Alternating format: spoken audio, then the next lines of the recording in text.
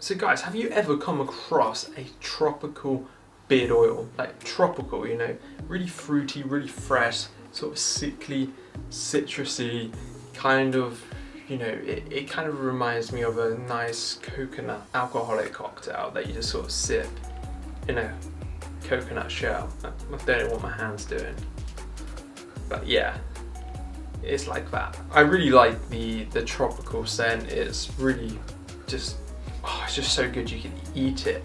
So I actually scored this beard oil overall 39 out of 50. Like with the kiwi and grapefruit beard oil that I also reviewed from the Lion's Bane before this one, like the packaging is the only thing that lets itself down. I actually had a slight leak with this bottle. It wasn't a big deal, not much came out, it just leaked over a few other of my products, but I managed to clear it up. It was fine.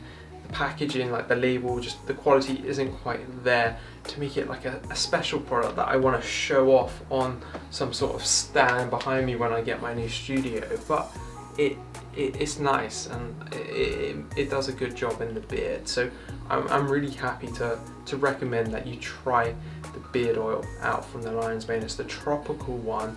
Like I say, anything over 35 out of 50 that I score it, I would definitely recommend to you. So check it out, let me know your thoughts. I'll see you very soon. Goodbye.